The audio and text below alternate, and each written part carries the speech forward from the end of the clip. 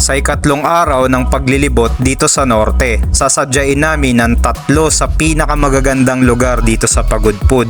Alamin natin ang makasaysayang kwento ng malaparaisong historical site na matatagpuan sa dulong bahagi ng bayan. Pasyalan din natin ang isa sa pinakamagandang beach sa Asia na dito din matatagpuan. Bibigyan ko din kayo ng detalye sa kabuuan ng nagastos namin sa tour dito sa lugar.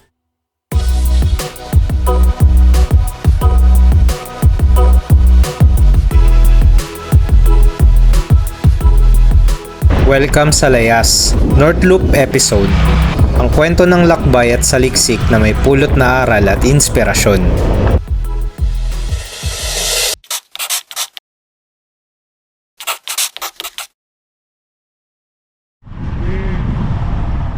Lagpas alas 9 ng umaga. Sa sobrang excited namin maikot ang Pagudpud, lumarga na kami pagkatapos namin maglaba, magluto at kumain ng almusal sa resort na tinuluyan namin.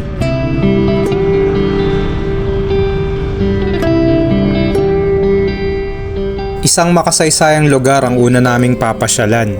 Magmula sa resort na tinuluyan namin, unang kalsada na tatahakin ay magsisimula sa Barangay Kaparispisan na tatagpo sa kalsada ng Arriargo ng Barangay Kaunayan. Ang dulong kalsada ng Arriargo ay kasalukuyang ginagawa para idugtong papunta naman sa silangang bahagi ng probinsya na meron ding iba't ibang atraksyong panturista kagaya ng Blue Lagoon.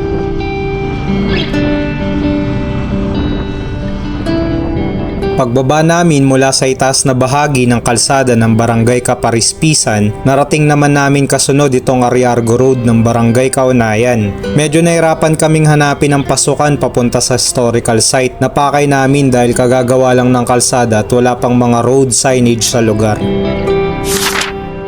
Kung ating sisilipin mula sa mapa, ang kalsada na kasalukuyan naming binabagtas ay nasa northernmost tip na ng Luzon Island na nakaharap sa Luzon Strait at sa Taiwan. 2 beses na pala namin nalagpasan ang kantong pasukan papunta sa historical site na hinahanap namin. Buti na lang at may nakita kaming mga lokal sa lugar na nakasakay sa kolong-kolong at isinabay kami para ituro sa amin ang daanan papunta sa hinahanap naming lugar.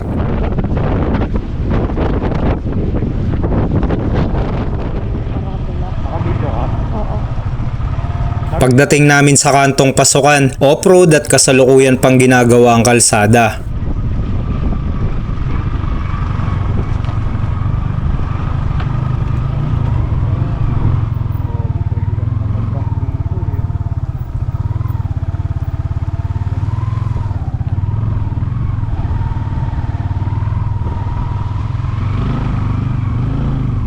At pagdating na nga mismo dito sa historical monument, ito na agad ang sasalubong sa'yo. Mga nagtataas ang hilera ng mga puno ng buko sa lugar na mistulab ang eksena sa panaginip mula sa maimbing na pagtulog. Nandyan din ang relaxing sound ng alon ng dagat at malamlam na pagaspas ng mga dahon. Crystal clear na tubig at puting buhangin sa dalampasigan at coral formation.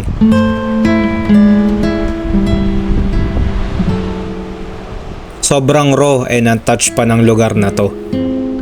Ang historical site na ito ay matatagpuan sa bayan ng Pagudpud sa Ilocos Norte. Meron itong tinatayang halos 600 kilometrong layo mula sa kilometer 0 sa Luneta Park sa Maynila. Ang lugar na ito ay isang importanteng parte ng kasaysayan ng ating bansa dahil noong panahon ng ikalawang digmaang pandaigdig, dito naganap ang tagumpay na pagdaong na ginawa ng submarinong pandigma ng Estados Unidos noong ika-27 ng Agosto 1944. Sakay nito ang 15 sundalo sa pamumuno ni Second Lieutenant Jose B. Valera kasama ng ilang toneladang armas at kagamitan. Misyon ng grupo na hanapin si Gobernador Roque B. Ablan upang tulungan ang gerilyang Ablan Madamba na lumalaban sa puwersang Hapones. Sila nakasama ng grupo ng 15 sundalo ang gumawa ng unang pag-atake na naganap sa lugar laban sa mga kalabang Hapon. Bago pa man ito masundan ng malawakang pagbawi sa Pilipinas kasunod ng ipinangakong pagbabalik ni General Douglas MacArthur. Ang historical site na ito ay napakahalagang parte ng ating kasaysayan. Ito ang nagsisilbing buhay na alaala ng kabayanihan at sakripisyo ng maraming Pilipino at Amerikano na nakipaglaban para sa ating kalayaan. Nagpaalam kami sa lugar na punong-puno ng kasiyahan at may baon na kaalaman sa kasaysayan. Sana sa paglipas ng panahon, mapanatili ng mga taong pangangalaga at pagprotekta sa mga ganito kagandang lugar. Hindi lang sa Ilocos, pati na din sa pangkalahatang parte ng ating bansa.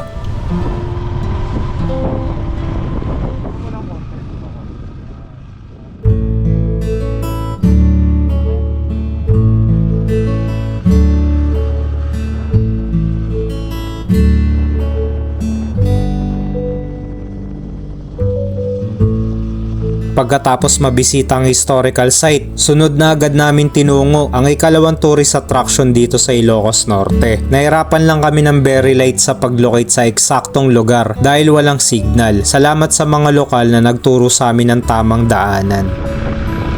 May dakal asang at Ay, dakel? Ha? Magpapark na nga lang. Magpapark na lang. Tapos lalakarin. Okay, sa video. Okay, sa video.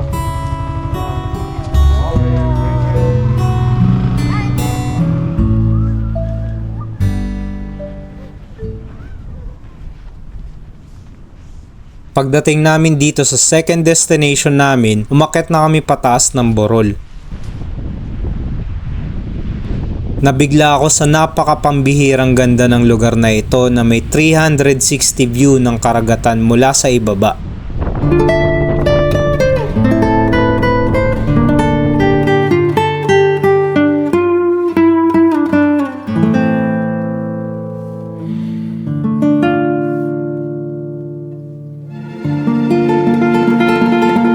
Sa ibaba naman, matatanaw mo ang mga coral formations na nakakadagdag lalo sa ganda ng tanawin sa mistulang paraisong lugar na ito.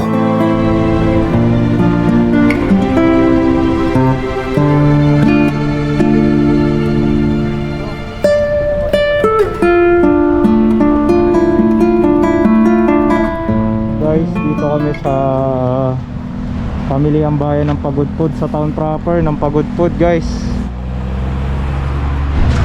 Guys, empanada ni ate, 40 pesos. Lunch namin today. Ayan si ate. Tikman natin yung authentic empanada ni ate. Dito siya nagtitinda sa bayan ng pamilyang bayan ng Pagudpud, Ilocos Norte.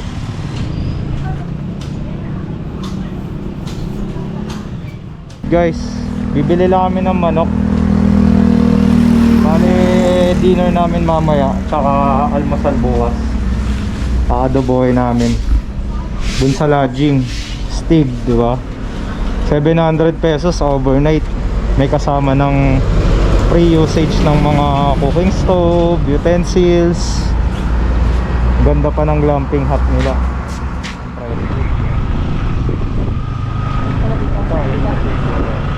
Sinadya muna namin ang poblasyon ng Pagudpud bago dumiretso sa huling destinasyon sa South Beach para mamili ng tanghalian at makakain naming hapunan mamayang gabi sa tinuluyan naming resort.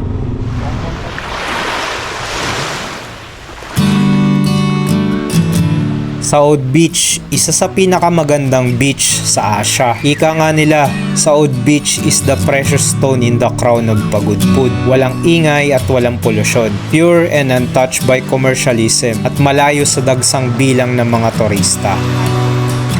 Sabi nga nila, puntahan at i-explore mo na ang lugar na ito bago pa dumating ang panahon na magsulputan na ang mga iba't ibang big time developers at magtayo ng kung ano-anong modernong istruktura sa lugar. Nakakalungkot lang isipin na dahil sa sobra nating pagmamalabis, tayo mismong mga tao na likas na mapagsamantala ang pangunahing banta sa pagkasira ng kalikasan.